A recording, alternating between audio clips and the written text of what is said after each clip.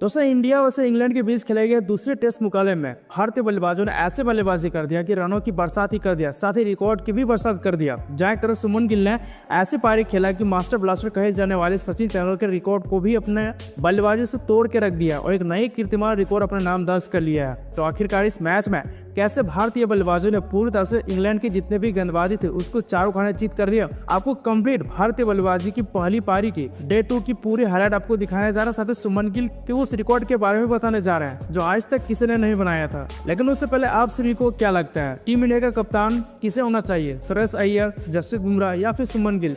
नीचे कमेंट में जरूर बताइएगा। दोस्तों इंडिया वैसे इंग्लैंड के बीच 5 मैचों के टेस्ट सीरीज खेला जा रहा है, जिसमें से टीम इंडिया ने पहला मुकाबला बड़ी ही खराब तरीके से अपने जीते हुए मैच को गवा दिया था। उस पारी के दौरान भारतीय बल्लेबाजी द्वारा 5 सेंचुरी लगा था और इसी के साथ ऋषभ पंत ने दोनों पारियों में सेंचुरी ठोककर एक अलग ही रिकॉर्ड अपने नाम दर्ज कर लिया था। लेकिन इतने बड़े बड़े रिकॉर्ड बढ़ने के बावजूद भी उस मैच को हम हार गए और इसी हार की वजह से दूसरे टेस्ट मुकाबले में प्लेइंग 11 में 3 बड़े बदलाव करते हुए साई सुदर्शन, शार्दुल ठाकुर और जसप्रीत बुमराह को प्लेइंग 11 से बाहर करके वॉशिंगटन सुंदर, आकाशदीप और नीतीश कुमार रेड्डी को प्लेइंग 11 में शामिल किया था। टॉस घुमा गया और टॉस एक बार फिर से इंग्लैंड के कप्तान बेन स्टोक्स ने जीता और उन्होंने पहले गेंदबाजी करने का फैसला किया। जब यहाँ से यशस्वी जायसवाल और के राहुल के बल्लेबाजी की शुरुआत होता है तो टीम इंडिया का शुरुआत बेहद ही खराब रहता है। के राहुल और जायसवाल बल्लेबाजी करने आते हैं, लेकिन के राहुल जो कि पिछली पारी में काफी अच्छा खासा योगदान दिया था अपने टीम को, लेकिन इस मैच में केवल 26 गेंदों में 2 रन की पारी खेलता है और आउट हो जाता है। इसके बाद यशस्वी जायसवाल का साथ देने के लिए आते हैं करुण नायर, लेकिन वो भी टीम इंडिया के लिए ज्यादा कुछ नहीं दे पाते हैं साथ और केवल 50 गेंदों में 5 रन बनाकर आउट हो जाते हैं। वहीं जायसवाल एक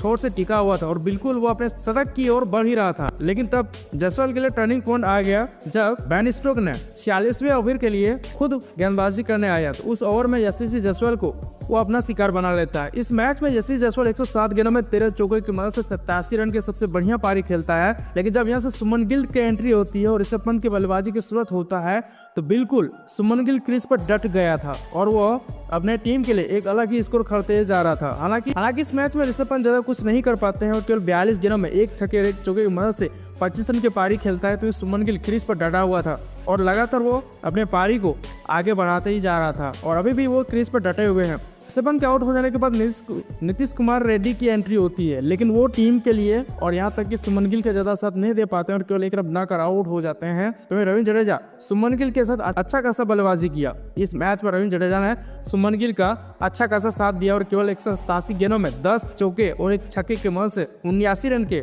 सबसे शानदार पारी खेला। तो वहीं सुमन गिल देखते देखते अपना सेंचुरी पारी खेल दिया था, लेकिन वो अभी भी टिका हुआ था क्रीज पर और आगे दोहरे शतक की ओर बढ़ रहा था। अब उसके साथ देने के लिए आते वॉशिंगटन सुंदर सुमन गिल का अच्छा खासा साथ दिया और वो केवल 103 गेंदों में 42 रन की पारी खेला और वॉशिंगटन सुंदर रूट का शिकार हो जाते। तो सुमन गिल एक छोर से टिका हुआ था और वो लगातार एक कप्तानी पारी खेल रहा था। देखा जाए तो सुमन गिल इस मैच में 369 गेंदों में 3 छक्के और 29 चौके की मदद से 260 रन की पारी अभी तक खेल चुका है। सुमन गिल के रिकॉर्ड के बारे में बात करें तो कप्तान के तौर पर उसका ये पहला दोहरा शतक है और सचिन तेंदुलकर जो कि एक नई रिकॉर्ड अपने नाम किया था इंग्लैंड की सरजमी पर, उसको तोड़कर एक बहुत ही बड़ा रिकॉर्ड अपने नाम दर्ज कर लिया है। तेंदुलकर ने इंग्लैंड के सरजमी पर 193 रन का सबसे हाईएस्ट स्कोर अपने करियर का जड़ा था, लेकिन सुमन गिल ने उसके रिकॉर्ड को तोड़ दिया और राहुल द्रविड़ के 217 रन के रिकॉर्ड को भी तोड़ा और इसके बाद सुनील गावस्कर के 221 रन का रिकॉर्ड को भी तोड़ दिया है और इंग्लैंड के सरजमी पर सबसे सर्वाधिक स्कोर खड़ा करने वाले सुमन गिल एक ऐसे लौते बल्लेबाज बन गए हैं जो कि अब उसके